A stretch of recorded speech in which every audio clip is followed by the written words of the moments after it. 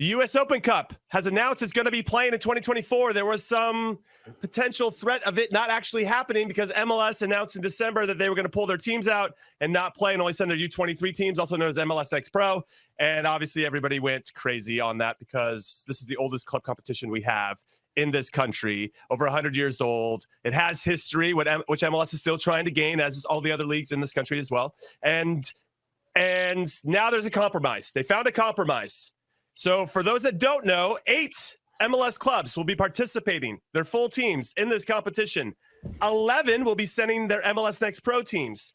And the rest of the teams are in the Concacaf Champions Cup, so they are not going to be eligible to compete in this particular competition. Yeah. Now, I don't know. The word for me that stands out, Jesse, I'll come to you first, compromise. This feels like a compromise in some capacity. But I don't know if compromise was really going to make everybody feel better about it. What do you say? Yeah, I'm not satisfied. It's like trying to appease the powers that be, the fans, like to make people feel like that there's flexibility and a desire to be part of the tournament, but it's no real commitment to me. So I've seen a few comments from different coaches from different teams that aren't involved. And the fact that they're not happy about it. And I understand if I were an MLS team and not having the opportunity to compete for that trophy, I would be incredibly disappointed. And it's, by the way, for me, it's not random that Seattle's in that group, right? That Kansas City's in that group. Obviously Houston having won it, but like teams that value the tournament, right? And so I don't know, man. It doesn't sit well with me. Mm-hmm. I understand that there was a schedule congestion, but for me, the only solution was that every team needed to be involved. That's it. Can we talk about the schedule congestion a little bit? Because one of the teams that aren't on this list because they're playing the Concacaf Champions Cup is the Columbus Crew, and they just announced that they're going to play Aston Villa in a friendly in the summer. And I'm like, wait, Chuck, you can't have it both ways. You can't cry schedule congestion and it's just too many games for the players and then start scheduling friendlies against Premier League teams, which I get. I understand it. That's a really exciting team to play against, but it just kind of it goes against the logic of why you're not playing in the Open Cup, and just make it make sense, Chuck, please. Yeah, no, it's not going to make sense. I mean, that's just a business decision.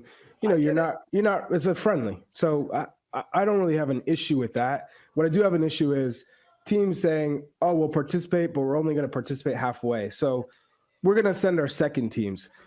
Please tell me what Austin have done to think they're too good for the U.S. Open Cup. What have they won?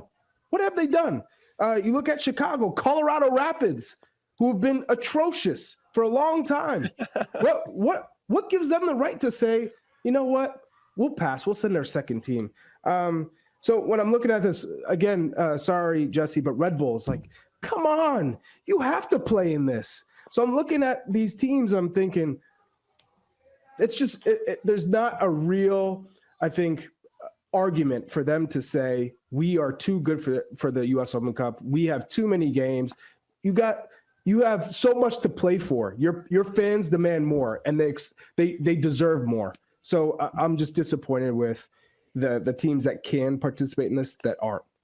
Okay, St. Louis City actually came out and stated our preference would have been to be able to play in this competition. Every decision that MLS needs to make, you're bound to find places where part of the teams are in support and part of them have different opinions. That's St. Louis City. Cincinnati said, as we look ahead to 2025, we believe that each MLS franchise should be given the option to decide their own approach to participating in the Open Cup. Our team and staff want every opportunity to compete for trophies and never want to be excluded from such competitions. It's almost like they heard Jesse Marsch just talk about it. And then Philadelphia Union head coach Jim Curtin just said, you guys know my love for the competition. It's a great one. I don't think that the solution that comes out for this season will be necessarily the solution forever.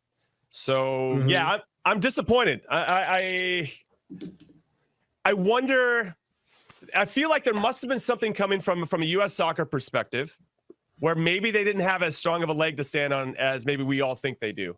Maybe there's something in the legalese that doesn't allow them to hold MLS accountable or hold them to this higher standard that we just expect. So I don't know. Maybe I'm reading the tea leaves here in a way, but it just feels like it's really disappointing ultimately. And to your point, Jesse, I'm not satisfied with this solution either. And really because it's MLS created this problem by creating Leagues Cup, which, you know, they're going to argue is a superior product. But what's interesting for those that don't know is that MLS was in charge of marketing the US Open Cup from 2005 to 2022. And they're saying that now when you see some of their quotes, it's like, well, there's no money in it. Nobody's even talking about it. There's no publicity. Like, you guys were in charge of that. God, this just frustrates me. I get a little frustrated. This competition's awesome. Plus a shout out to all the Lamar Hunt former owned teams that are still in it, because Lamar Hunt owned a whole bunch of teams back in the day, and Dallas and Kansas City, his two most prominent, and they're in the competition. It'd be kind of weird if they weren't. Columbus, right? He owned Columbus as well. That's true. He owned Columbus too. That's right. So if you are in the Concacaf Champions Cup, you can't play in US Open Cup? That's correct. And that's just because they aligned it during the same time? Because why could they compete in it before and not now? I think because Leagues Cup takes over those dates.